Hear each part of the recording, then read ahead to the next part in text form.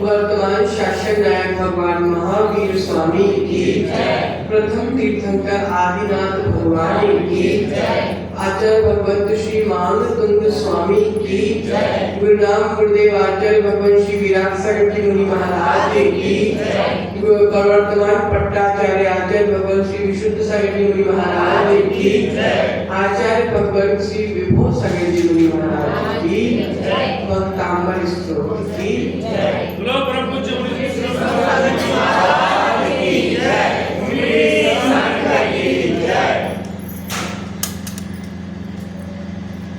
प्रियंकर भक्तांबर स्तोत्र की चर्चा में आज हम 8वें काव्य की चर्चा करेंगे। मत्वेति नार्थे तवे संस्तवे नम्मयेत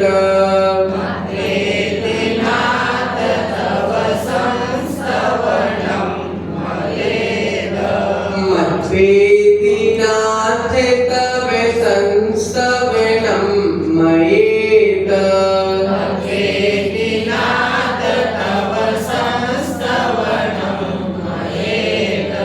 माराभ्यते तनुटिया पितव प्रभावात् माराभ्यते तनुटिया पितव प्रभावात् चेतो हरिष्यति शतां नलिनी नलेषु चेतो हरिष्यति शतां नलिनी नलेषु मुक्ता मुपैति ननूद बिंदु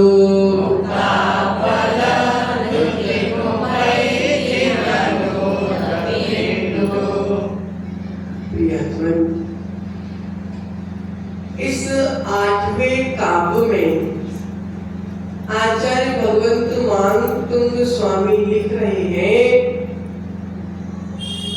कि ये नाथ जिस कमलिनी के पत्ते पर ओस बूंद मोती की तरह दिखाई पड़ती,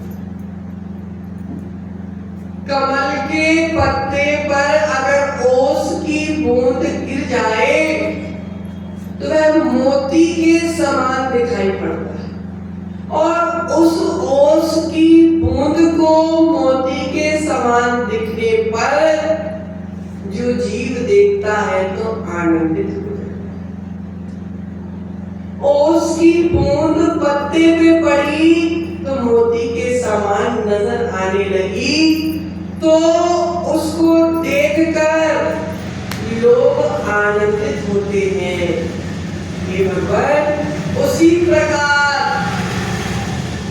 मुझ अज्ञानी के द्वारा, मुझ अल्पज्ञ के द्वारा आपकी करी गई स्तुति लोगों को आनंदित है।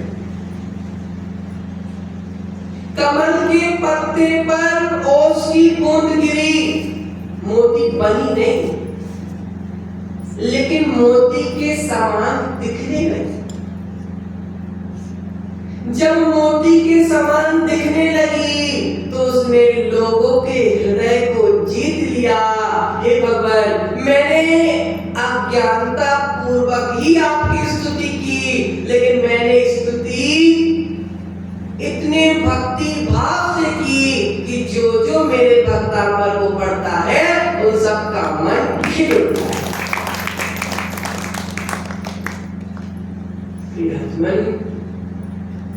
ओस की बूंद की कोई मूल्य नहीं, ओस के बूंद का कोई मूल्य नहीं, परंतु बूंद जब कमल के पत्ते पर गिर जाती है, जब मोती के रूप में दिखने लगती है, तो उसका मूल्य बढ़ जाता है। ओस की बूंद की कोई कीमत नहीं, लेकिन जब वह मोती के समान दिखने लगती है तो उसका मूल्य अपने आप बढ़ जाता है। मूल्य किसका होता है? जो मन को मोहित करे उसका मूल्य होता है। मूल्य सड़ी से सड़ी वस्तु हो लेकिन दिखने में सुंदर हो तो महंगे से महंगे दाम में बिक जाती है। अर्थात ओस की बूंद का मूल्य नहीं है, लेकिन जब पत्ते पर पड़ी तो मोती जैसे दिखने लगी तो सबके मन को मोहित करने लगी। उसी प्रकार हे भगवान, मेरी स्तुति का कोई मूल्य नहीं है, लेकिन जब मेरी स्तुति आपके नाम से जुड़ गई तो मेरी स्तुति भी भक्तांबर जैसे महाकाव्य का रूप ले गई।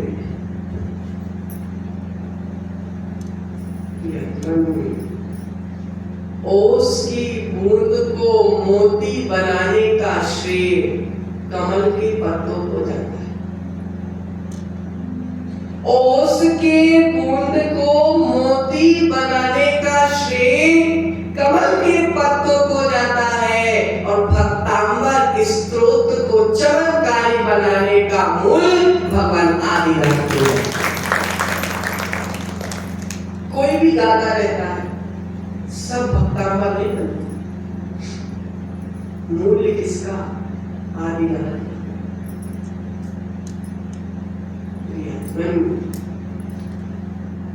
जब साधारण भी विशेष से मिल जाता है तो साधारण भी विशेष बन जाता है। जब साधारण वस्तु विशेष से जुड़ जाती है तो वह साधारण भी विशेष बन जाती है। उसी प्रकार हे भगवान, जो आत्मा परमात्मा से जुड़ जाती है वह आत्मा भी एक दिन परमात्मा बन जाती है। उदाहरण के माध्यम से एक चीज समझने का प्रयास करते हैं। पप्पू की मम्मी रोटी रोज बनाती, हम रोटी रोज बनाते हैं, तवे में रोटी सेकते हैं, उसके बाद अग्नि में रोटी सेकते हैं। फल के पहले तवा में सेकते हैं और तवा में सेकने के पश्चात अग्नि में सेकते हैं। तो तवा से रोटी सिकती है कि अग्नि से रोटी सिकती है? अगर तवा से रोटी सिकती तो नंदा काकी की दुकान में भी तवा मिलता है, तो क्या बिना आग में रखे रोटी सिक जाएगी क्या? आचार्य वही बता रहे हैं कि जिस प्रकार जब तवा अग्नि पर रखा गया तो अग्नि का प्रभाव तवा में पड़ा। अग्नि का प्रभाव तवा में पड़ा और तवे का प्रभाव रोटी में पड़ा तो रोटी पक गई। उसी प्रकार मैं तवा हूं और आप अग्नि हो प्रभु। मैं कौन हूं? हे बाबू, मैं तवा हूं। जब आपके नाम की अग्नि का प्रभाव आदिनाथ प्रभु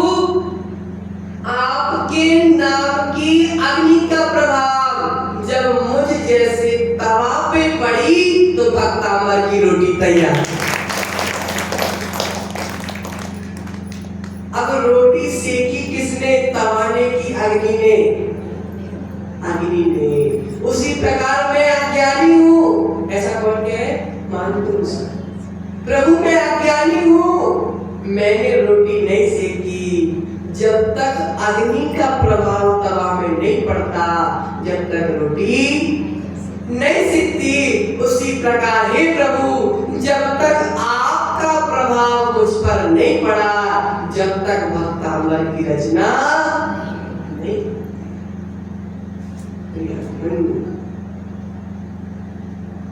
मानतुम स्वामी ने बात जिसकी थी उसी पर थोप। एक सूत्र आया, त्वदीयं वस्तु तुभ्यं समर्पितम। क्या बोला? त्वदीयं वस्तु तुभ्यं समर्पितम, आपकी वस्तु आपको समर्पित। ये भक्तामर किसने लिखा?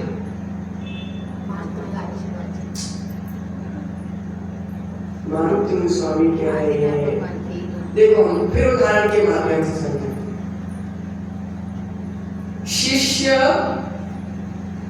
विद्या प्रकट कर ले, अगर शिष्य के ऊपर विद्या का प्रभाव पड़ जाए तो शिष्य विद्वान बन जाता है। शिष्य के ऊपर विद्या का प्रभाव पड़ जाए तो शिष्य विद्वान हो जाता है। राजू भैया, फसल में पानी का प्रभाव पड़ जाए तो फसल भी हरी हो जाती है। फसल हरी किसके प्रभाव से? पानी के प्रभाव से। शिष्य विद्वान कैसे बना? विद्या के प्रभाव से। शिष्य विद्वान बना विद्या के प्रभाव से।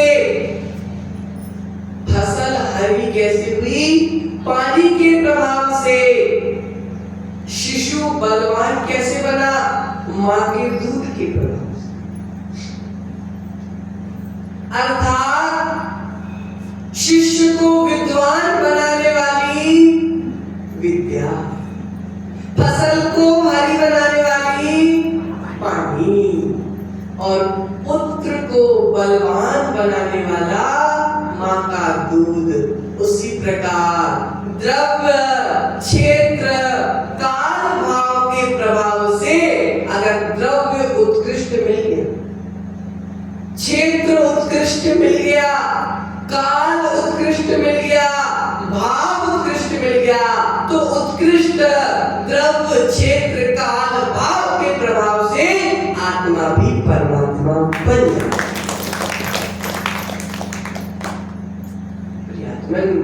आचार्य पूज्यपाद स्वामी ने श्लोक देश जी में क्या लिखा? योग्योपादान योगेन दृश्यता स्वर्णतामता द्रव्यादि स्वादि संपत्ता वात्मनोप्यात्मता। योग उपादान के संयोग से, योग उपादान के संयोग से खदान से निकली हुई मिट्टी को भी सोने का रूप दे दिया जाए। मिट्टी, सबको मिट्टी दिखती है, लेकिन सुनार को उस मिट्टी में भी सोना। अर्थात योग उपादान के कारण पत्थर में भी, पाषाण में भी स्वर्ण पना ढूंढ लिया जाता है। उसी प्रकार आत्मा के लिए योग, द्रव्य, क्षेत्र, काल भाव को पाकर आत्मा भी परमात्मा बन गई।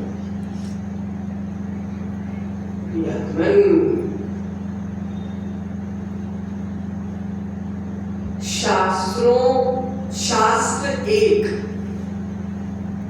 अपन चर्चा करते हैं द्रव्य, क्षेत्र, काल, भाव। और आज अपन जो आहार का 16 होता है या अभिषेक का 16 होता है, तो 16 का क्या मतलब है उसके बारे में भी अपन आगे बढ़े, क्योंकि द्रव्य, क्षेत्र, काल, भाव की चर्चा चल रही है। तो द्रव्य, क्षेत्र, काल, भाव से ही आज अपन 16 को भी जानते हैं। तो तो आचार्य कह रहे हैं मंदिर के बाहर गए तो चर्चा और मंदिर के अंदर गए तो अर्चा।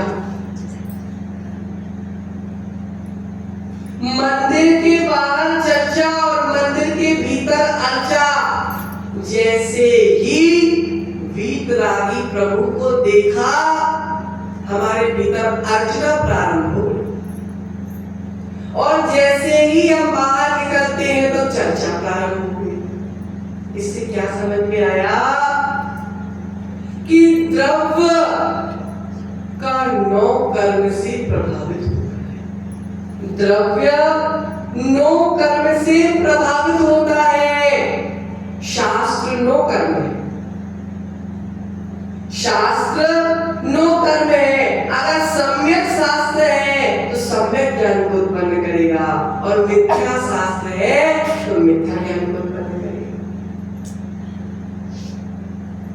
तो भाव मिथ्या होंगे अगर मिथ्या शास्त्र पढ़ा जाएगा। स्त्री पुरुष का शरीर 9 कर्म है। वह जैसे भाव करेगा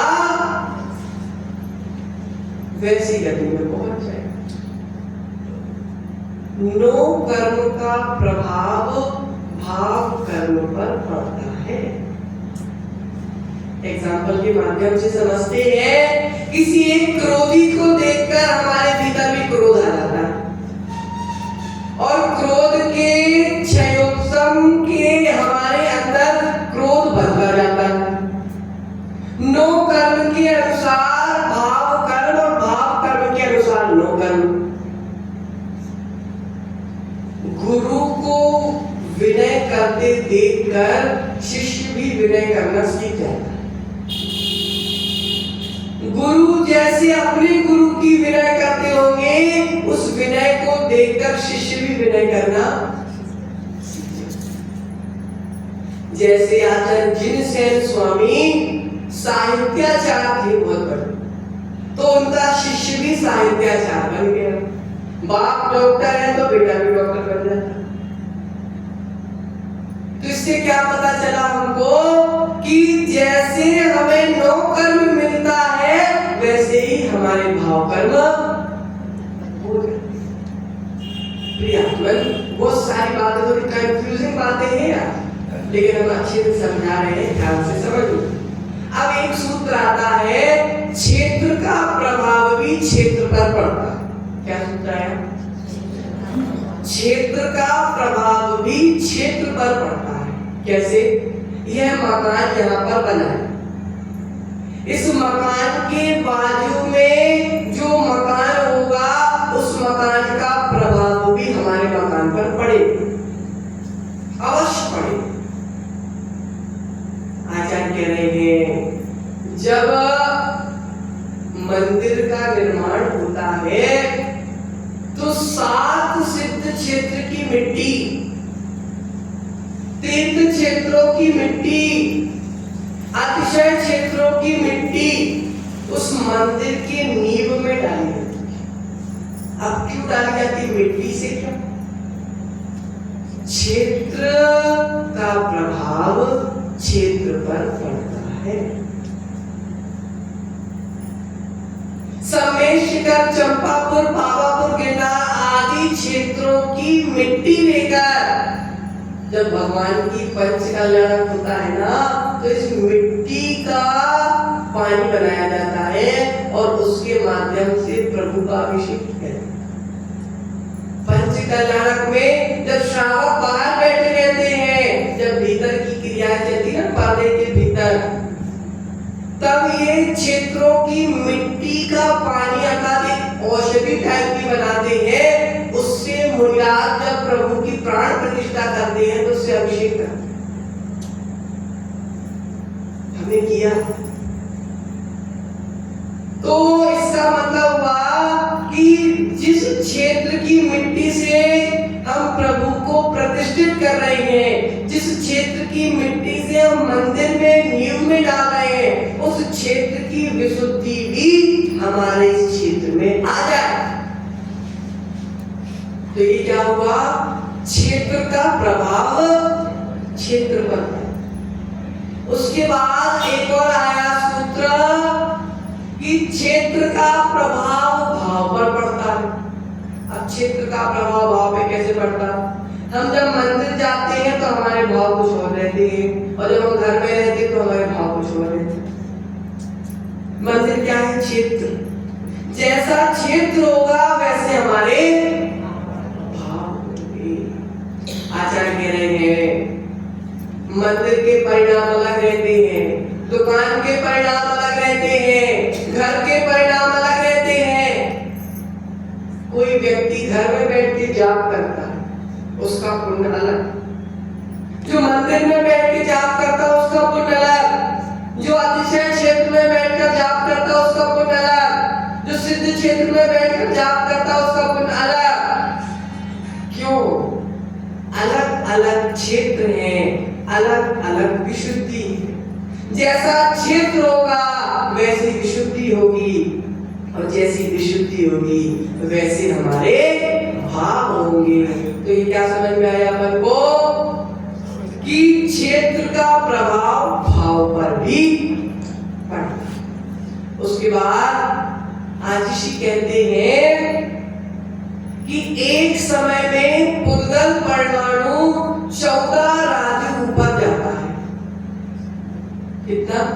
14 राजू ऊपर। अब हम नमस्कार करते हैं प्रभु की प्रतिमा को, लेकिन हमारा नमस्कार पहुंच जाता है सिद्ध शिला। हम सिद्ध शिला पर पहुंचे या ना पहुंचे, लेकिन हम जिन भावों से नमस्कार किया वह नमस्कार हमारा सिद्ध शिला पर पहुंच जाता। वे परमाणु अर्थात नमस्कार के जो परमाणु है वे सिद्ध शिला पहुंच जाते हैं, हम यहीं रह जाते हैं, हमारा नमस्कार सिद्ध शिला पर पहुंच जाता। हम यहाँ भक्तांबर पढ़ रहे हैं, लेकिन हमारे भक्तांबर के परिणामों हमारे घर बैठे परिवार तक पहुंच रहे हैं। हम भक्तांबर ऊपर से पढ़ रहे हैं, लेकिन वो भक्तांबर के परमाणु हमारे हृदय तक पहुंच रहे हैं।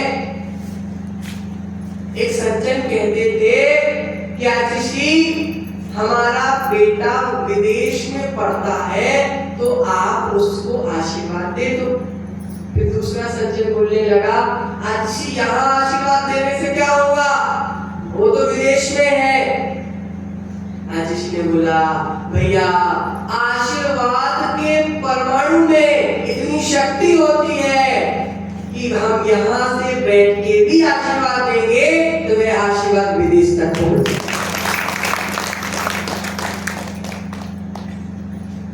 जब गुरु किसी शिष्य को आज्ञा देता है तो क्या गुरु सब शिष्यों के पास जाता है क्या? क्या आपको उस दिशा में विहार करना हमारा आशीर्वाद?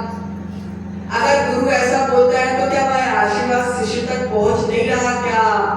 परमाणु की इतनी स्पीड रहती है कि सच्चे मन से जिसके लिए आशीर्वाद दिया जाए तो वो दुनिया के किसी भी कोने में हो, आशीर्वाद वहां तक पहुंच।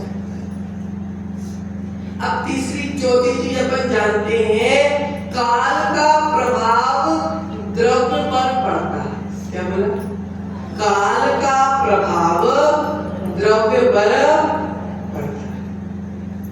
यदि निर्वाण महोत्सव की बेला में हमारे भाव उज्जवल बनती है, द्रव्य को पवित्र करता है। जब शरद पूर्णिमा का चांद आता है ना, तो मिथ्या दृष्टि लोग क्या करते हैं, खीर रख देते हैं छत में कि आज अमृत टपकेगा।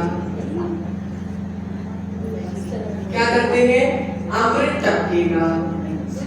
लेकिन हमारे जैन धर्म का देखो, हमने बात तो सही है कि शरद पूर्णिमा का दिन है तो वह जो काल है उसका प्रभाव द्रव्य पे अवश्य पड़ता है, लेकिन हम खीर नहीं रखते,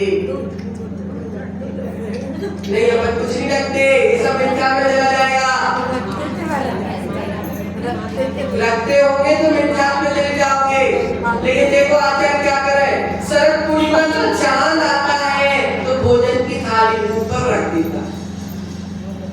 कि अमृत टपकेगा, अमृत टपके या ना टपके, जब सूर्य ग्रहण होता है तो भोजन बनाना बंद कर दिया जाता है।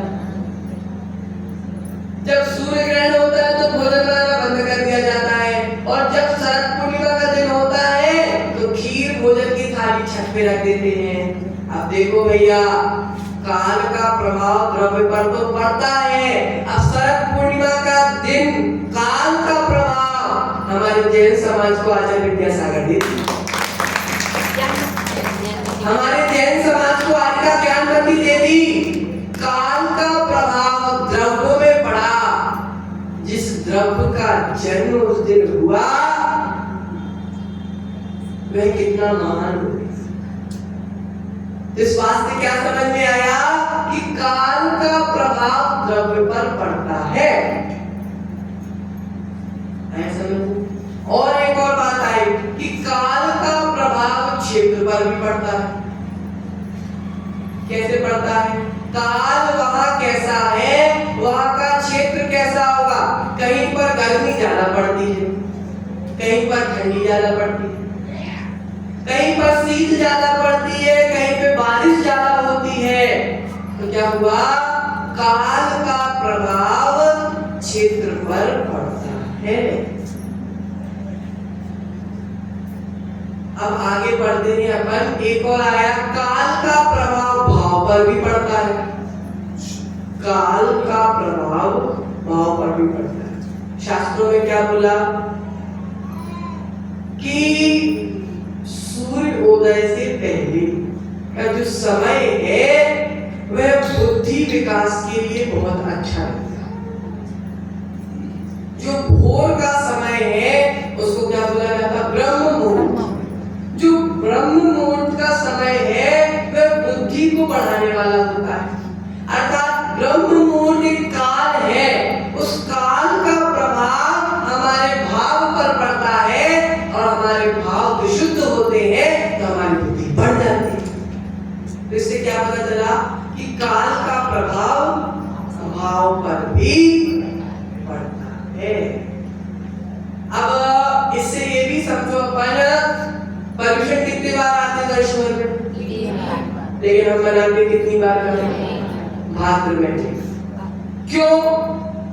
क्योंकि इस समय जो शीतोष्ण मौसम रहता है, अर्थात इस समय जो पानी गिरता है वह काल उपवास, एकासन आदि करने के लिए अनुकूल रहता है। साधना के लिए वर्षा काल अनुकूल रहता है। इसलिए हम बारिश के समय का पर्यूषण मनाते हैं कि हम पर्यूषण के 10 दिनों में कोई साधना। तो काल कौन सा?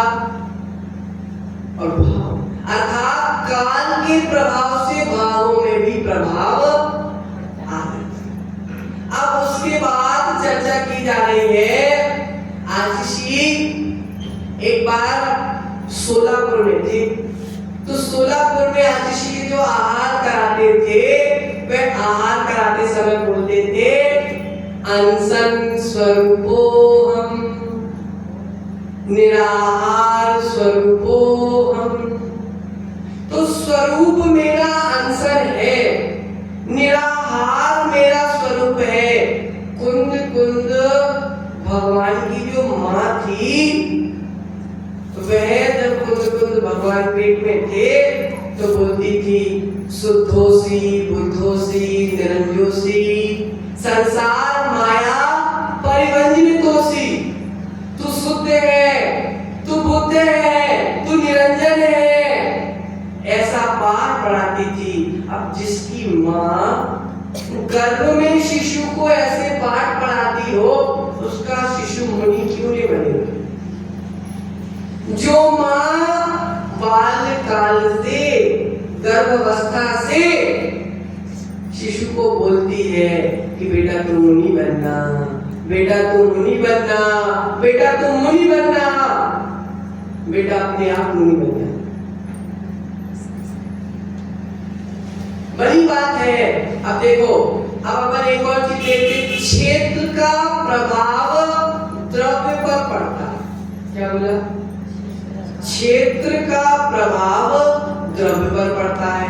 अब आचार्य विद्यासागर विलास से कई बार बोला राजस्थान चलो महाराज, राजस्थान चलो महाराज। महाराज ने बोला राजस्थान हम नहीं जाएंगे, हमारी दुकान बुंदेलखंड में चलती है।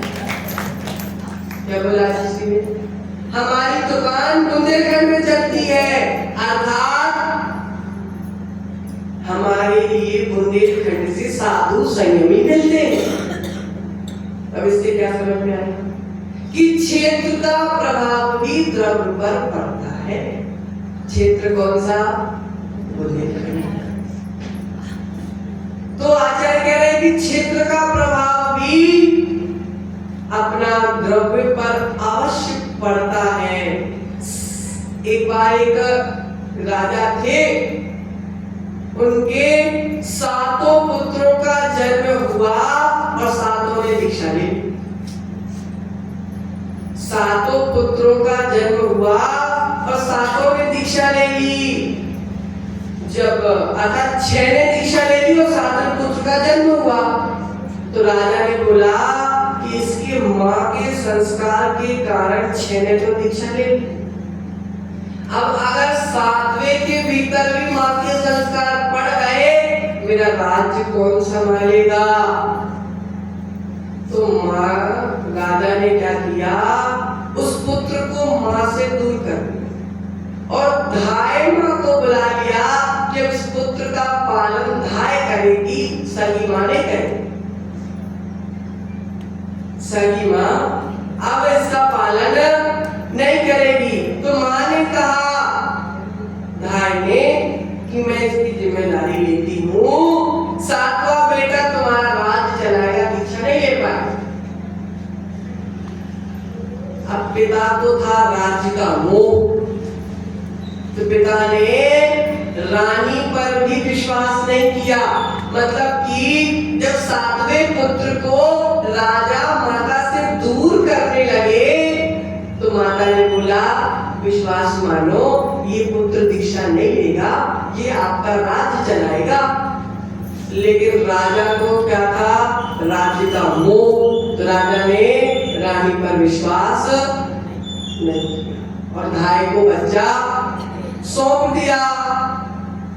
अब धाय अगर पालन करेगी तो पुत्र होशियार बनेगा कि गधा बनेगा?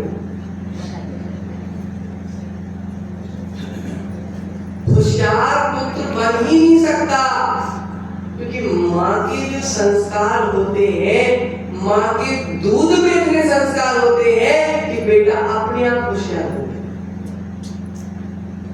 नहीं माने। अब पिता का उस पर कोई प्रभाव नहीं पड़ा। अब बेटा युद्ध के लिए गया भैया। अब युद्ध के लिए गया तो माँ ने ताबीज दे दिया था कि बेटा जब तू हारने लगे तो इस ताबीज को खोल के देख लेना, तू जीत जाए। अब जब युद्ध पर गया बेटा, अब बेटे को पाला किसने? भाई ने। अब जैसे युद्ध पे गया, सामने वाले की सेना देख के घबरा गया, माँ का दूध ही नहीं पिया। अब सामने वाले की सेना देखकर घबरा गया। अब उसने बोला कि अगर सेना देखकर मैं वापस लौट जाऊंगा तो पिताजी की नाक। अब जैसे ही सेना देखी घबरा गया। उसने बोला माँ ने बोला था कि जब हारने की नौबत आए तो ताबीज खोल के देख लेना। जैसे ही पुत्र ने ताबीज खोला तो ताबीज में लिखा था बेटा तेरे 6 भाई मुनि बन गए हैं, तू भी मुनि बन जा। माता ने क्या लिखा था ताबीज में? 6 भाई तेरे मुनि बन गए, तू भी मुनि बन जा। देखो धाय ने जीवन भर पाला, कोई प्रभाव नहीं पड़ा। माता के एक संस्कार ने इतना बड़ा प्रभाव डाला कि हाथी में बैठे बैठे राजा मधु ने के संस्कार लिए और दिखाया। 7वां पुत्र भी। इससे क्या समझ में आया? क्षेत्र का प्रभाव भी द्रव्य पर पड़ता है। अब अगला आता है भाव का प्रभाव द्रव्य पर पड़ता है। क्या पे पड़ता है? भाव का प्रभाव द्रव्य पर पड़ता है। माँ रोटी बना रही थी और गाना चल रहा था। माँ रोटी बना रही थी और गाना चल रहा था। एक माँ रोटी बनाते हुए क्या गा रही थी? प्रभु पतित पावन नयन पावन। तो वह प्रभु की भक्ति का प्रभाव पहुंच गया रोटी में। और एक दूसरी माँ थी, आजकल की माँ, वो गाना बजा रही थी, तेरे कैसा है वो गाना? मेरा दिल का ले गई चैन, तेरे मस्त मस्त धुन है, मेरे दिल का ले गई चैन। अब इस गाने का प्रभाव भी रोटी पर आ गया। अब जो पुत्र प्रभु पतित पावन वाली रोटी खाएगा वह सही में पावन होगा, और जो नैन मिलाने वाली रोटी खाएगा वह जीवन भर जूते खाते फिरेगा। अब इससे क्या पता चला कि भाव का प्रभाव भी द्रव्य पर आता है। माता के भाव थे प्रभु की स्तुति के, तो रोटी जैसे द्रव्य पर भी स्तुति का प्रभाव आ गया। और माता के भाव जब बिगड़ गए तो रोटी का मतलब द्रव्य पर भी गलत प्रभाव पड़ गया। एक बार एक मुनिराज एक जन के घर पे आहार करने गए। अब आहार जब कर रहे थे तो जिस पैसों से वो आहार बनाया गया था वह चोरी का पैसा था। अब चोरी का पैसा था तो मुनिराज ने जैसे ही वो चोरी के, महाराज को क्या पता, वो चोरी के पैसे का अनाज खाया तो महाराज के भाव भी चोरी के हो गए। और जिसके घर पे आहार करने गए थे उसी के घर पे लेडीज का हार चुरा के लिया। अब जैसे ही हार चुरा के लाए, गुरु ने देखा कि कमंडल में हार रखा, तो गुरु को उसने बताया तो गुरु ने प्रायश्चित दिया। और गुरु ने बोला कि जाओ फिर से उसी घर में जाओ और ये हार जहां से उठाया था वहीं वापस रख के आओ। अब गए, हार तो रख के आए लेकिन आहार करके नहीं आए। उन्होंने बोला एक बार इनके चोरी के पैसों के आहार किए तो मेरे भाव बिगड़ गए। अब अगर मैं फिर से इस चोरी के पैसे का आहार करूंगा मेरे भाव फिर से बिगड़ जाएंगे। अर्थात भाव का प्रभाव भी द्रव्य पर पड़ता है। अब आगे बात करते हैं भाव का प्रभाव भाव पर पड़ता है। क्या? भाव का प्रभाव भाव पर पड़ता है। जैसे हमारे भाव दूसरे के भावों को बनाने में साधक है। अगर हमारे दान देने के भाव हो रहे हैं तो बगल में बैठे वाले का भी होता है कि चलो मैं भी बता दूं, कर सकता हूं, कर देता हूं। जब ये कर रहा है तो मैं भी कर दूं। अर्थात मानतुंग स्वामी ने भक्तांबर लिखे, ये किसके भाव है? मानतुंग स्वामी। मानतुंग स्वामी ने अपने भावों के माध्यम से भक्तांबर लिखा। और जब हम मानतुंग स्वामी का भक्तांबर पढ़ते हैं तो हमारे भाव अपने आप बदल जाते हैं। अर्थात मानतुंग स्वामी के भाव का प्रभाव हमारे भाव पर पड़ गया। तो क्या बोला? भाव का प्रभाव भी भाव पर पड़ता है। समझ में आया? अब लास्ट बोला है भाव का प्रभाव भाव पर पड़ता है। मेरे भाव जैसे होंगे सामने वाले के भी वैसे भाव बना दूंगा, ऐसा मानतुंग स्वामी ने संकल्प किया। जिस भाव से मैं भक्तांगा लिख रहा हूँ, जिस भक्ति भाव से मैं भक्तांगा लिख रहा हूँ, मैं विश्वास से कह सकता हूँ मेरे द्वारा लिखित भक्तांगा जो जो पढ़ेगा उसके भाव अपने आप परिवर्तित हो जाएंगे। आज साधु लोग इतना शुद्ध आहार करते हैं जितना शुद्ध आहार करेंगे उतने शुद्ध परिणाम होंगे। जितने शुद्ध आहार करेंगे उतने शुद्ध परिणाम होंगे। इतना शुद्धि का धर्म क्यों रखा जाता है? क्योंकि भाव शुद्ध होते हैं, जैसा खावे अन्न वैसा होवे। अब 16 शुद्धि की चलन, 16 क्या होती? तो 16 प्रकार के भाव होते। तो जैसे द्रव्य, क्षेत्र, काल, भाव, कितने हो गए? 4। तो द्रव्य, क्षेत्र, काल, भाव का द्रव्य, क्षेत्र, काल, भाव से गुणा कर दिया जाए। अर्थात द्रव्य का गुणा कर दिया जाए, द्रव्य गुणा द्रव्य, द्रव्य गुणा क्षेत्र, द्रव्य गुणा क्षेत्र, काल, द्रव्य गुणा भाव। तो ये 4, फिर 4, फिर 4। अगर 4 गुणा 4 करते हैं तो 16 बन जाता है। तो द्रव्य, क्षेत्र, काल, भाव की शुद्धि द्रव्य, क्षेत्र, काल, भाव में होना चाहिए। कि 4 गुणा 4 हमारा 16 बन जाए। ये है आहार का सूत्र। तो कपड़े गीले करने का नाम 16 नहीं है। इसने स्पष्ट लिख दिया यहाँ पे, क्या लिखा? कपड़े गीले करने का नाम 16 नहीं है, भावों को गीला करने का नाम 16। तो कपड़े गीले तो एक निमित्त है, ऊपरी है, लेकिन भीतरी भाव है। ये नहीं सोचना कि भाव अच्छे हैं तो मेरा सोने के कपड़े में भी काम चल जाए। नहीं नहीं नहीं, द्रव्य और भाव दोनों होना चाहिए। द्रव्य से कपड़े गीलों की शुद्धि और भाव से विशुद्ध परिणामों की विशुद्धि। प्रियात्मन, अब आचार्य कितनी गजब की बात कर रहे हैं।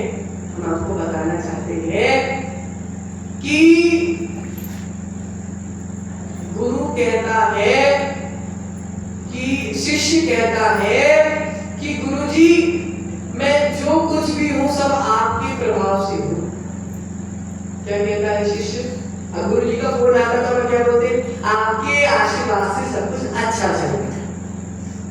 अर्थात गुरु के प्रभाव से शिष्य अच्छा चलेगा। शिष्य बोलता है आपके प्रभाव से सब अच्छा। फूल बोलता है किससे? डाली से, कि तेरे प्रभाव से मैं हूं। शिष्य बोलता है आपके बिना मैं कुछ नहीं। फूल बोलते हैं डाली से कि डाली तेरे बिना मैं कुछ नहीं। अब ये बताओ, लहर जो होती है समुद्र की, वे कहती है समुद्र से कि मैं समुद्र तेरे बिना कुछ नहीं। अब तुम ये बताओ, अगर लहर ऊपर उठ रही है तो नीचे क्या है? समुद्र। अगर समुद्र नीचे ना हो तो लहर ऊपर उठ सकती क्या? अगर समुद्र नीचे ना हो तो लहर ऊपर नहीं हो सकती। आचार्य वही कह रहे हैं, आचार्य वही कह रहे हैं मानव स्वामी कि हे प्रभु मैं लहर हूं, आप समुद्र। जब तक समुद्र नहीं है, जब तक लहर नहीं है, समुद्र के प्रभाव से लहर ऊपर उठती है। हे आदिनाथ प्रभु आपके प्रभाव से मेरे द्वारा लिखित भागनांबर ऊपर उठता है। मेरा आपकी कृपा से सब काम हो रहा है। हम सब लहर हैं और हमारे पीछे बैठे हमारे प्रभु समुद्र है। समुद्र के बिना लहर नहीं होगी, प्रभु के बिना हम भी कुछ भी नहीं। ये सब व्यवहार की भाषा है, भक्ति की भाषा है। अभी अपन व्यवहार की चर्चा कर रहे हैं, भक्ति की चर्चा कर रहे हैं। अभी निश्चय से नहीं सोचना, निश्चय अपनी जगह, व्यवहार अपनी जगह। ये तो फिर कहो कि प्रभु तो कुछ करते नहीं है, तो प्रभु के बिना अपन क्यों नहीं? प्रभु का जीव अलग, हमारा जीव अलग। ये तो सब निश्चय की चर्चा है, लेकिन व्यवहार से तो प्रभु के बिना हम कुछ भी नहीं है। प्रियात्मन, गुणों को ग्रहण करने वाला सज्जन कहलाता है। गुणों को ग्रहण करने वाला सज्जन कहलाता है धन को हरने के लिए, रूप को हरने के लिए स्रोत नहीं है। मैं भक्तांबर का पाठ करता हूँ, विलास जी की, विकास जी की पूरी संपत्ति हमारी हो जाए। या विकास जी मैं भक्तांबर का पाठ करता हूँ कि विलास की पूरी संपत्ति मेरी हो जाए।